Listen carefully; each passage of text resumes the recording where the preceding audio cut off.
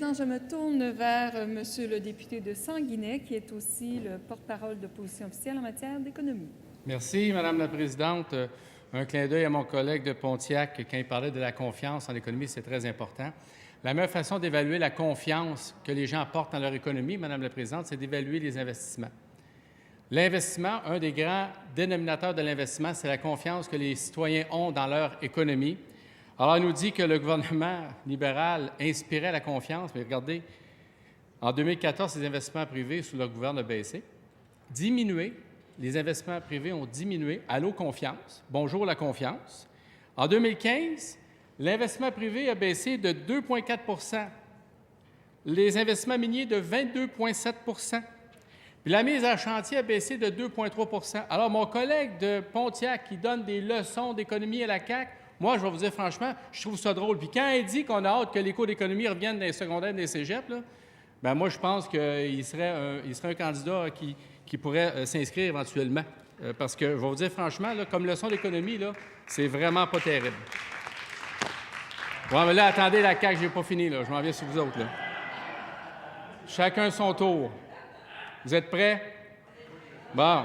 La motion que l'Assemblée nationale exige du gouvernement qu'il réduise de 500 $ les impôts des contribuables québécois dans sa prochaine mise à jour économique, et ça pour l'année fiscale 2016. Honnêtement, c'est amateur. On va alléger le fardeau fiscal. Il ne cible pas les gens qui ont souffert d'augmentation des tarifs des gens de l'autre côté.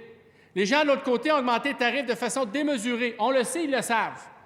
Mais si c'est le cas, pourquoi ne pas orienter la diminution de 3,2 milliards du fardeau fiscal à des endroits où on va tout simplement avoir subi les offres beaucoup plus fortes des coupures libérales? Pourquoi pas diriger ça davantage dans les familles, des gens qui ont des jeunes à l'école?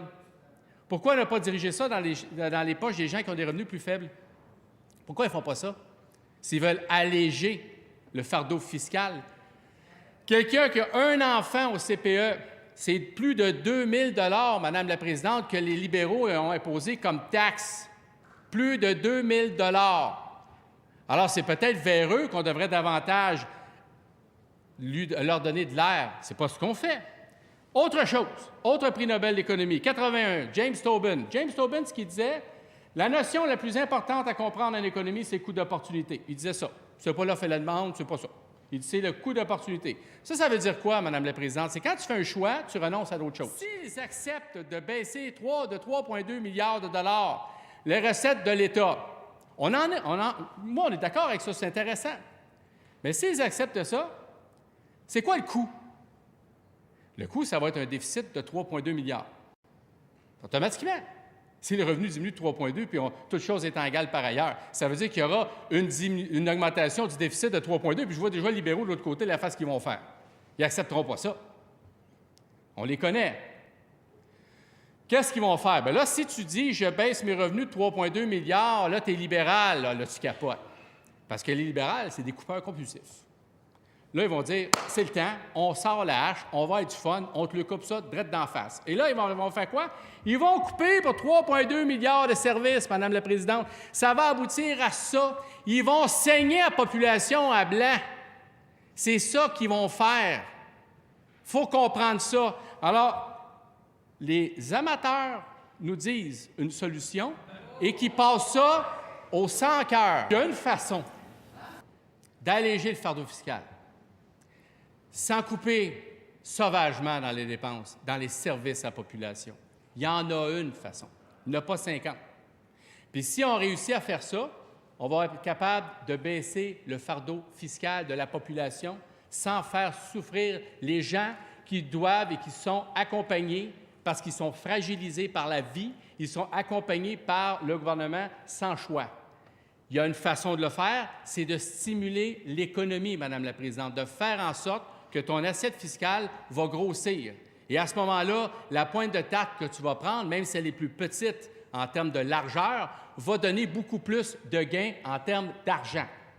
Ça, c'est la solution ultime. Est-ce qu'ils ont livré la marchandise? Ils ne l'ont pas livrée, ils ne la livreront pas. Pourquoi? Parce qu'ils n'ont pas de politique de stabilisation, pas de politique de création d'emplois. Ils n'ont pas intervenu pour stimuler l'économie, soit par une stimulation chez les jeunes entrepreneurs. Ils ont coupé le programme Jeunes entrepreneurs dans les MRC, dans les CLD. Ils ont coupé dans les CLD la moitié des budgets qui étaient alloués au développement économique des régions.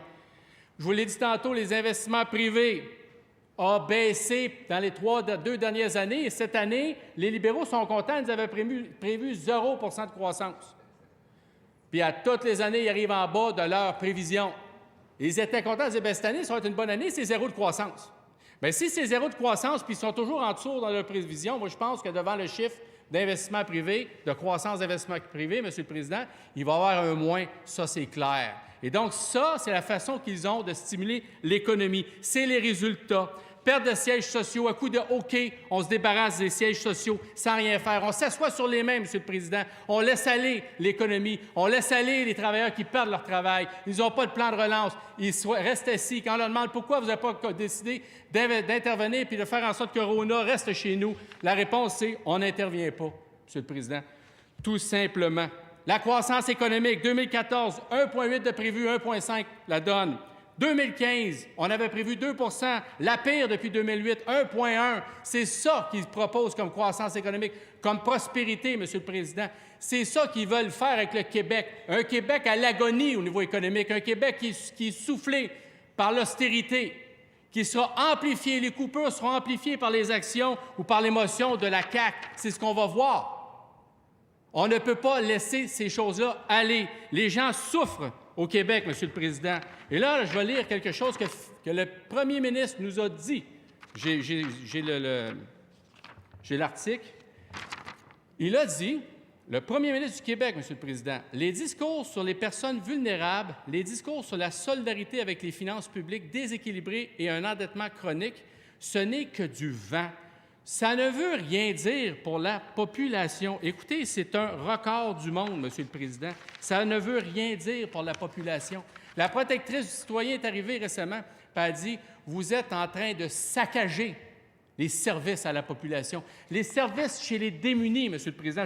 Il y en a une liste complète, des exemples complets, des gens atteints de sclérose en plaques qui couchent dans les chaises roulantes parce qu'ils ne sont pas capables d'avoir les services pour justement au moins avoir la décence de coucher dans leur lit. Ils n'ont même pas ça. Ils se font couper ça. Je pourrais vous en sortir, M. le Président. Des CPE, de faire en sorte que les jeunes n'aient plus dans les CPE, alors que c'est prouvé scientifiquement que quelqu'un qui va dans un CPE va avoir une réussite académique qui sera améliorée. C'est pas moi qui dis, c'est des spécialistes dans le domaine, des sociologues et des gens qui interviennent dans la pédagogie. C'est ce qu'on a dit. On sacrifie notre jeunesse sur l'autel de l'austérité budgétaire, M. le Président. Un gouvernement, je l'ai dit à maintes reprises, un gouvernement qui sacrifie sa jeunesse, c'est un gouvernement qui n'a pas d'avenir, M. le Président. On a coupé les services dans les écoles primaires. On fait en sorte que les services aux enfants, que ça, au niveau des spécialistes, ça soit coupé. C'est des enfants qui ne méritent pas ce sort-là, M. le Président. On laisse au Québec, alors qu'on est dans une situation de vieillissement de la population, on laisse au Québec des gens sur le bord du chemin, des jeunes qui n'ont pas accès à des services, qui vont être en difficulté, qui ne pourront pas aller sur le marché du travail parce qu'ils n'ont pas les services requis pour aller vers la prospérité personnelle. C'est ça que le Parti libéral nous offre. Et la CAQ, ce que ça nous dit, ces gens-là, ils disent « on va couper 3,2 milliards de revenus à l'État ». Ils disent ça à ces gens-là qui vont gérer une coupure de 3,2 milliards avec un premier ministre qui nous dit, le premier ministre, que ça, là, c'est pas important, puis c'est des chimères, puis la population, là, ça leur passe 10 pieds par-dessus la tête. C'est ça, M. le Président, qui nous attend si cette motion-là passe, M. le Président. Je vous remercie, M. le député de Sanguinet, de votre intervention.